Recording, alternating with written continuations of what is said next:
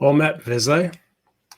Today I'm going to go over some of the mechanics and the basics of building out an Invisible Sun epic one-shot. This is for my own campaign, and we're going to get into questions around the war, so spoilers regarding that if you are a player or a GM who doesn't want to know how I'm bending and breaking the rules with regards to the war. Spoilers. Also, if your name is Abby and you're in my campaign, you're not allowed to watch this. So I have a long-running Invisible Sun campaign, and we have started experimenting with a few different things hinting at the bigger and broader picture.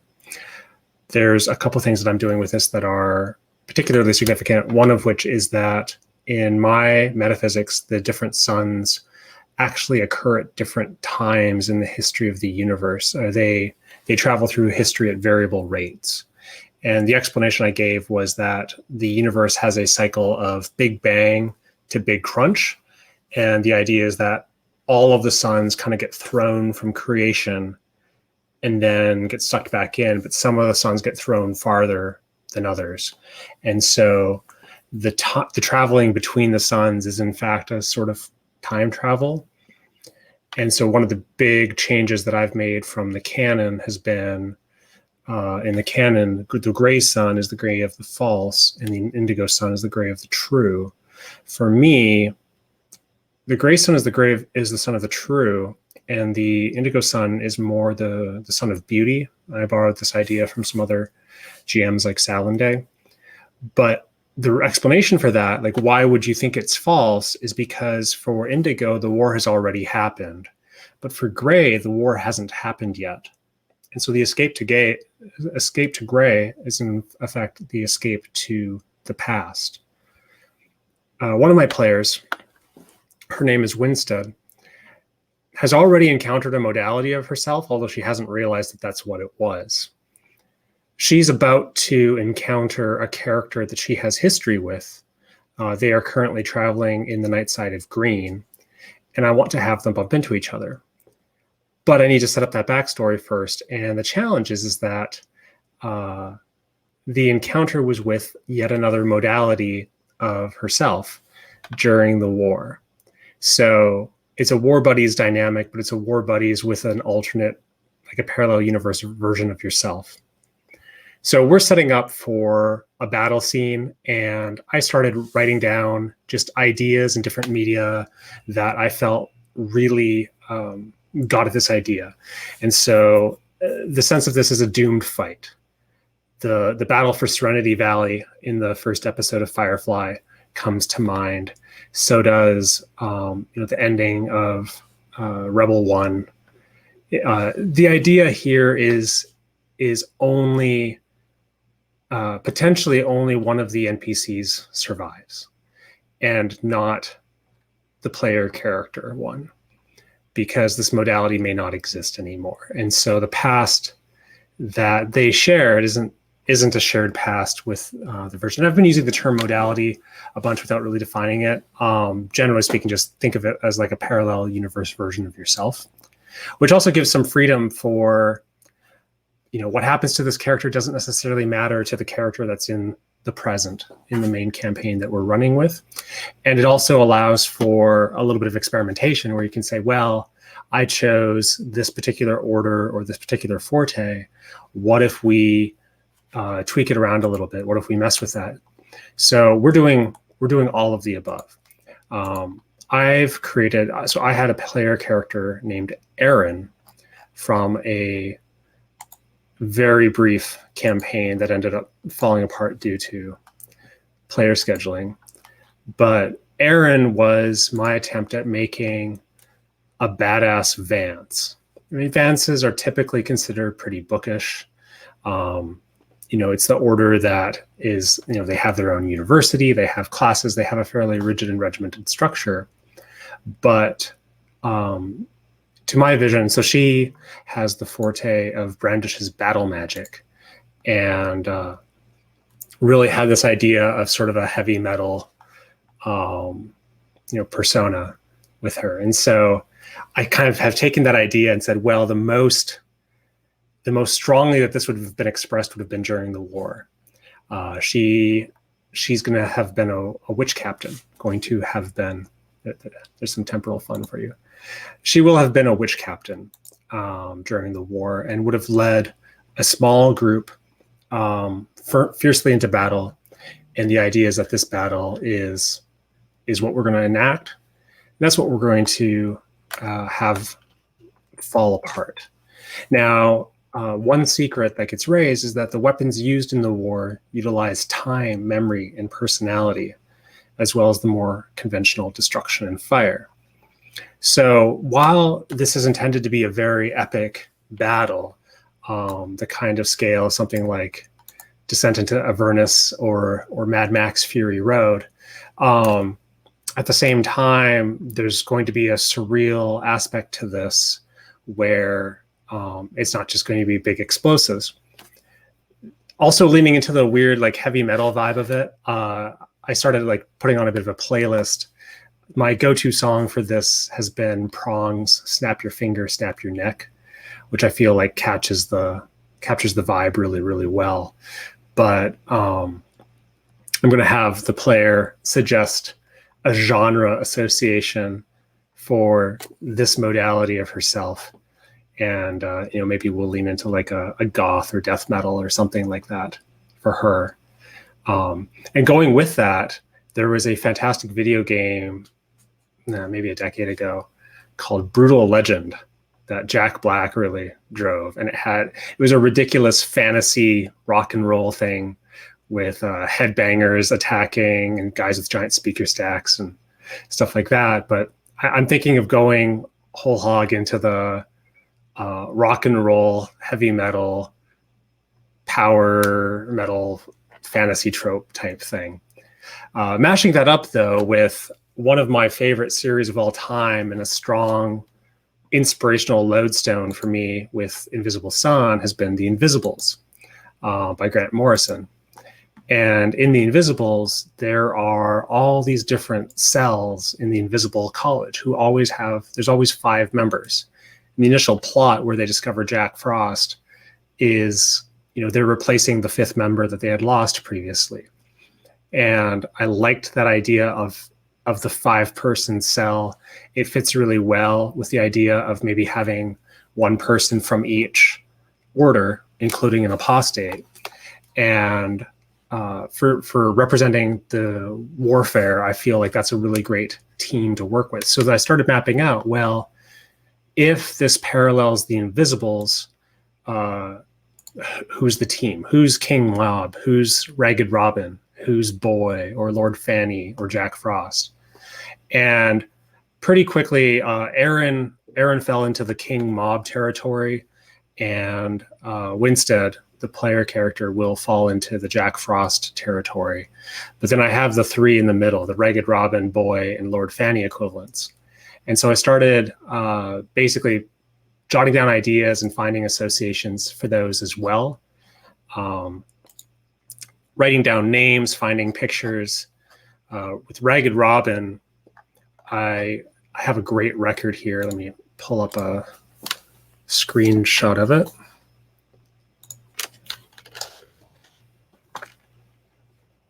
I'm in Minneapolis, and there is a fantastic record by the band Polisa.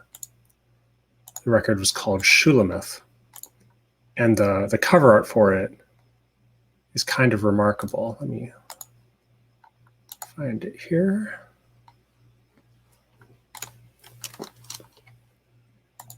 Okay, let's see if that doesn't show up very large. There we go.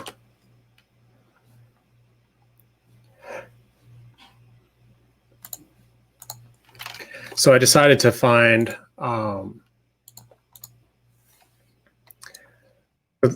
and the name Shulamith is interesting. There's Shulamith Firestone was a really inspirational feminist. So I have a few other photos that I've kind of put aside for this character.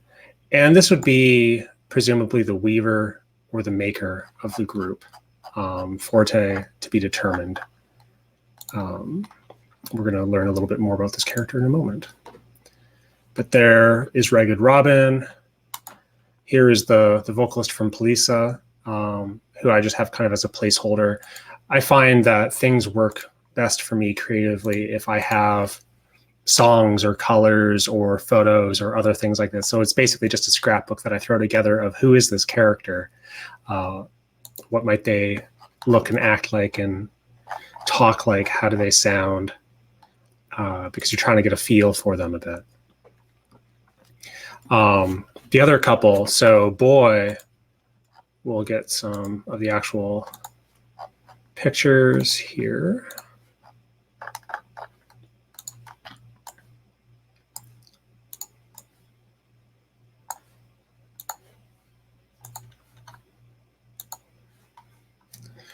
All right, so here's Boy from The Invisibles. She's a ex-New York cop turned, time-traveling anarchist or whatever it is that the Invisibles are.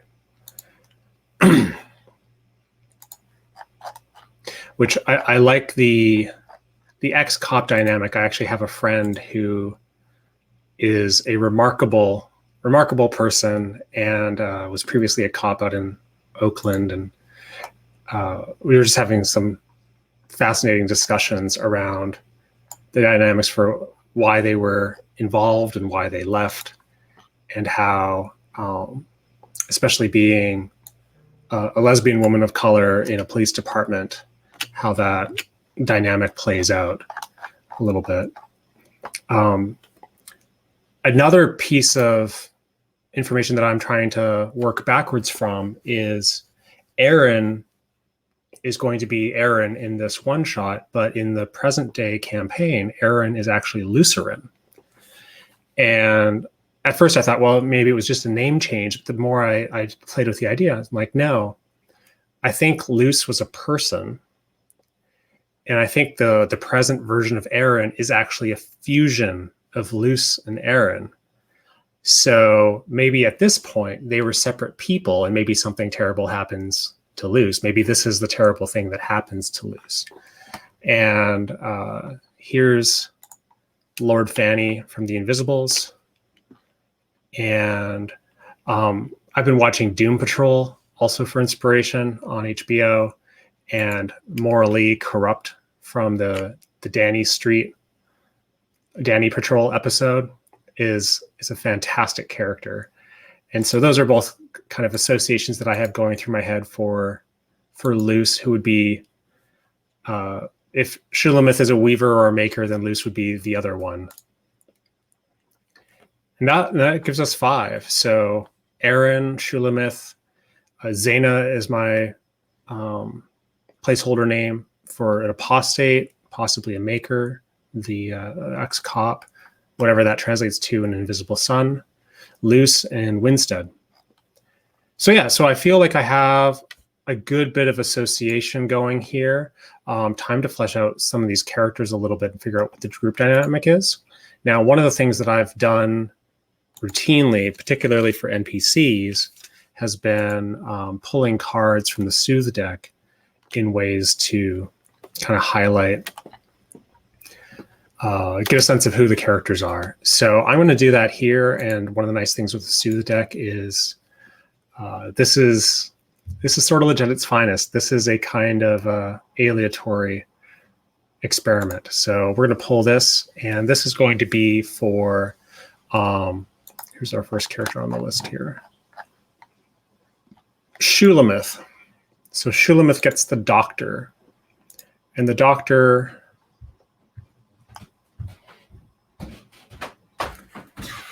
so this is from the Invisible Sun GMs app that you can get from Monty Cook Games.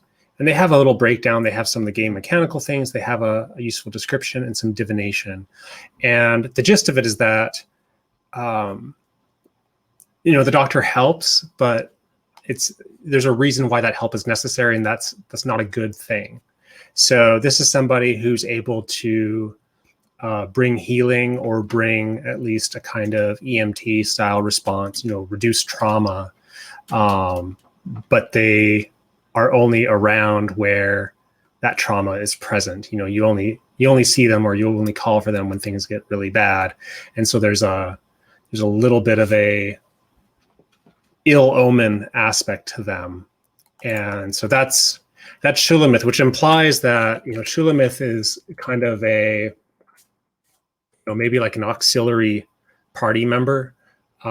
Somebody, I was leaning Weaver or Maker, and I feel like either of those can still work really well, where the Weaver is going to be very responsive in the moment, but the Maker is going to be maybe somebody who has prepared ahead of time and has some clever magical tools to bring to a situation. I'm just going to make some notes here. Doctor is the defining characteristic for Shulamith. And one of the other two things that I tend to do is, let's go back here. The other two things I tend to do with characters is I always want each of the character to have their own specific drive, but also to have something inherently blocking them, so you can get a sense of the overall team dynamics. So this is the desire for Shulamith, something that really drives her character forward. So compelling voice. Interesting. Control, domination, persuasion. The right voice can command an army. So this, I feel like, paired with the Doctor, I think that Shulamith believes that she has the right answer, and that if only people would listen to her, things would go a lot smoother, but maybe there's a chain of command issue. And so her commands get morphed into or reduced to suggestions through the chain of command. And so maybe one of her goals is to either break out of the chain of command or to rise up in it, so that those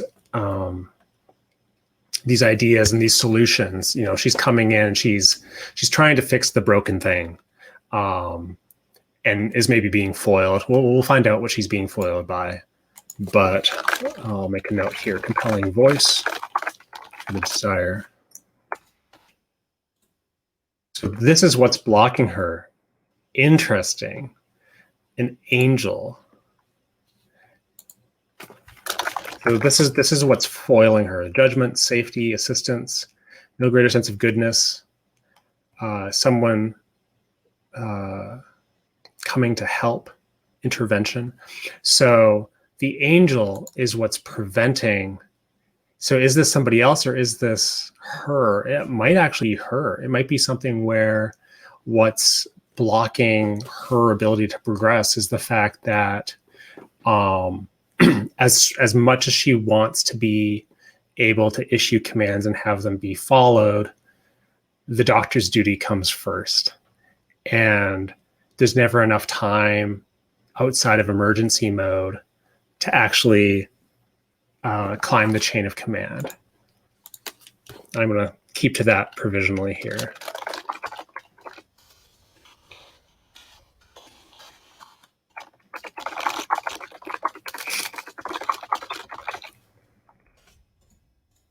All right, so then we have Zaina, apostate, formerly maker. I haven't figured out fortes for any of these.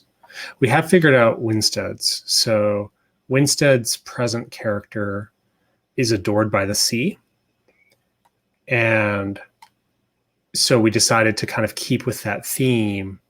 And instead of being an apostate that is adored by the sea, she is a goetic that is hated by the earth.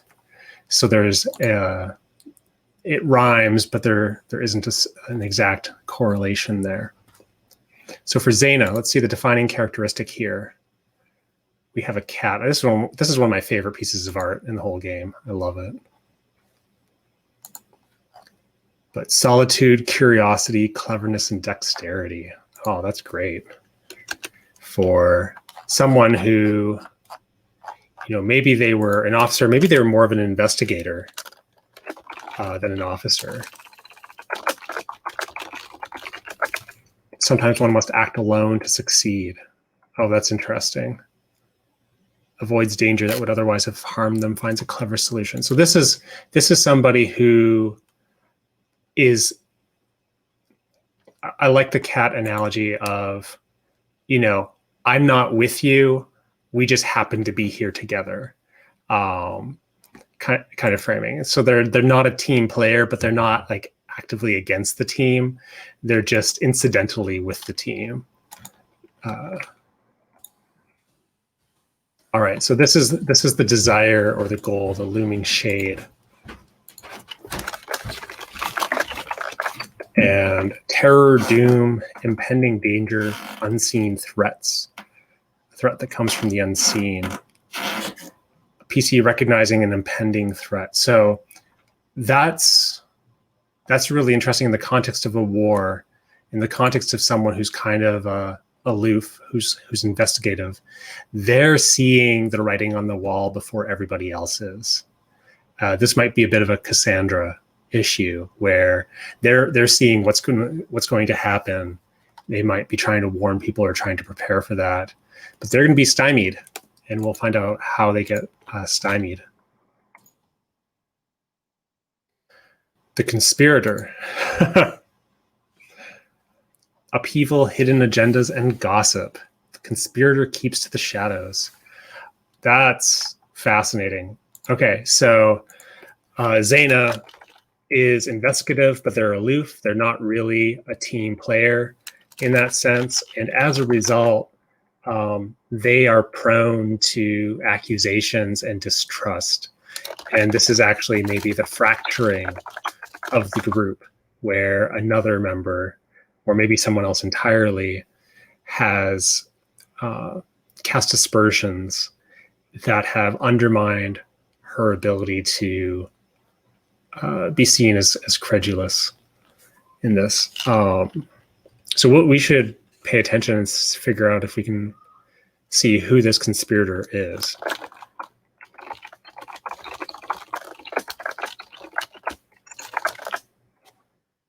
All right. And we're just going to skim through this other stuff. So Winstead, I've already marked out some of these things for Winstead and for Aaron. So those are pretty well in hand. But Luce is the last one. So Luce is who Aaron will ultimately... Luce will die, I think, and go to the Pale, and Aaron will go to retrieve her and come back, join together. But let's look at what the defining characteristic for Luce might be. We have a rat. This is also a companion, the companion of mysteries. Survival, resistance.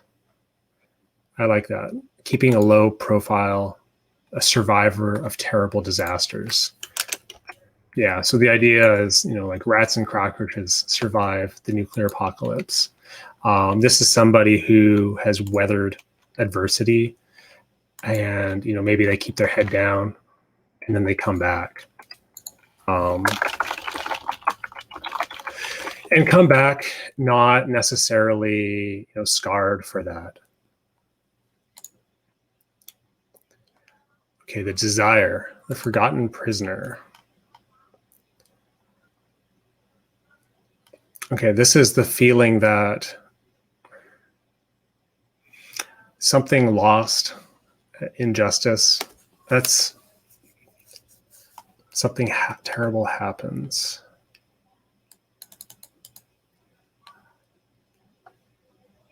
This is a strange one. Like, it's hard for me to feel like how would I fit this onto their desire, because I feel like this is going to happen to them.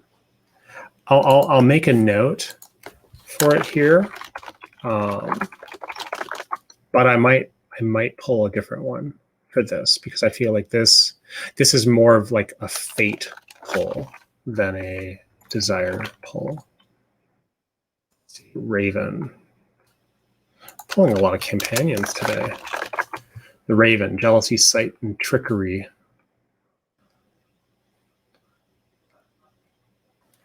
I feel like the Raven is a little bit, it's the trickery. There's a lot of indigenous myths around the raven, and I feel like it's a totem of cleverness and ingenuity, and the idea that we will find a way through this, however unorthodox. I feel like this might be the true desire. This is the glimmer of hope that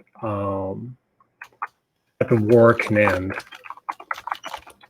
even if that requires cheating, even if that requires maybe doing something unorthodox.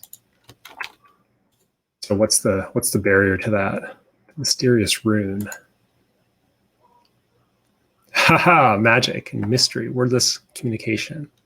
Words are spells and spells are words. I like this. I think of this almost as if the barrier, if the goal is to see the war cease by whatever means, and maybe you have to break some rules to do it, the mysterious rune is, in a sense, the encoding of those rules, the rule set. And what happens if you can change those? What happens if you can do something wordlessly or transform the rune? So I feel like that barrier it's almost like a legal code that you have to learn how to hack and modify.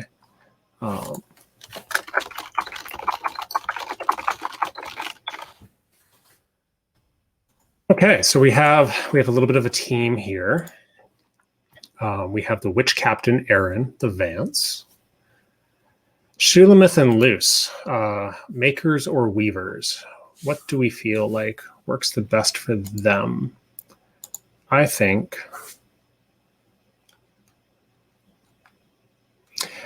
Luce is a weaver. I think the weaver aspect goes really well with this idea of maybe bending or breaking the rules a little bit. So if we make Luce the weaver, that makes Shulamith the maker, and really, I think, put Shulamith in kind of a EMT zone for a character.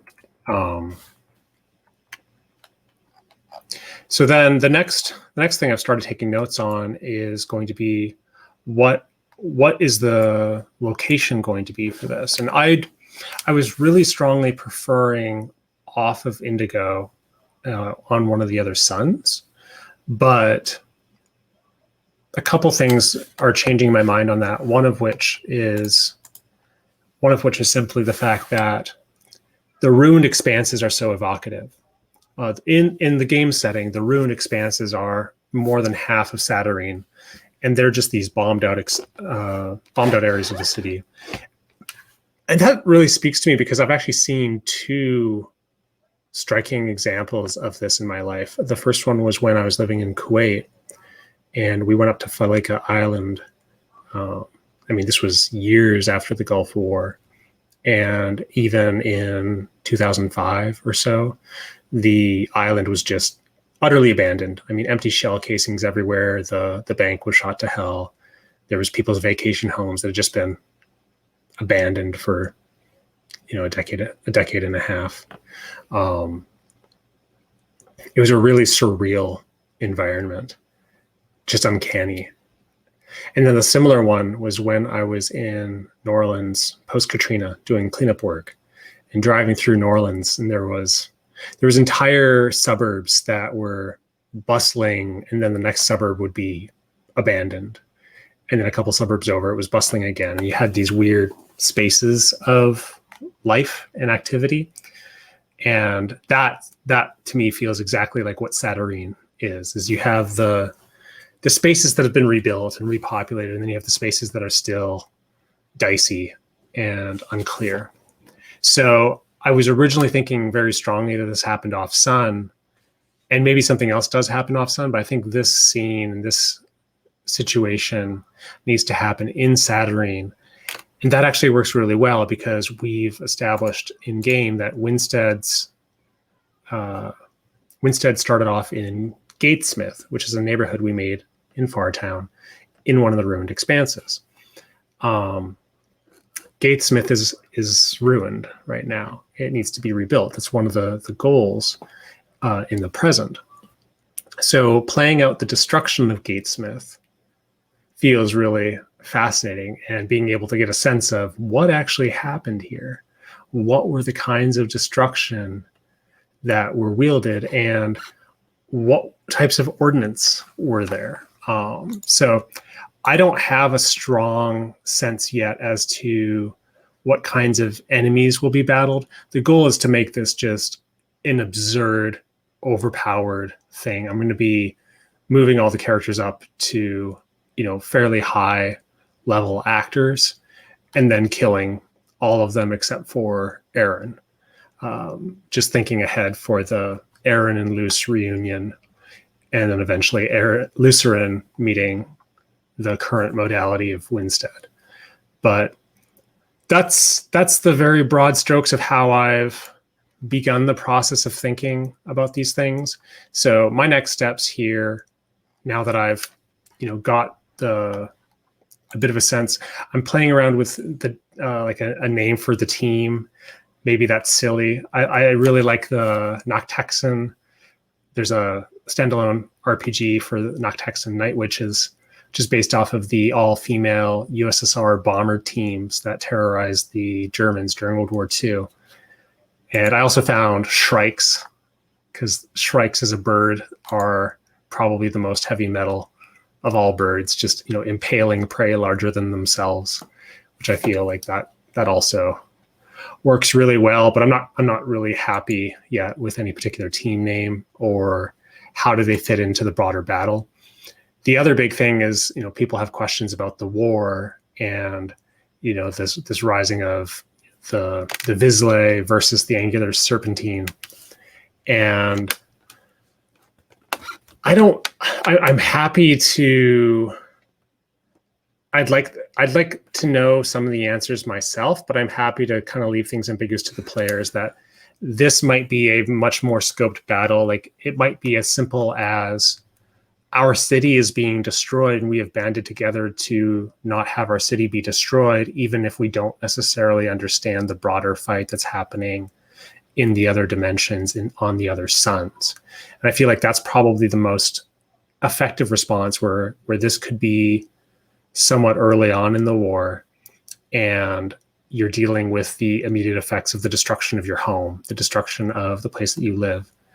And that again is a very, I live in Minneapolis, and seeing the responses to the murder of George Floyd and the way that the protests kind of rose up in response, and seeing how people got invested and were willing to defend themselves and their neighborhoods and fight for something, for justice, really stood out to me. And so I could see this kind of through that kind of lens, but I want to make it a little bit more clear. So those are on my to-do list, and I'm going to be running this with somebody else. So that'll be my part 2. I'm going to need to sit with what I've got so far, let it mellow a little bit, and then come back to it. But that's a little teaser into how I build out a scenario and build out NPCs. And I hope that helps anybody else who's GMing any system, but particularly Invisible Sun, which can be a little bit notoriously gnarly just because there's so much freedom given to the players. I find that delightful. I find it a creative constraint. But hope that helps, and have a great day.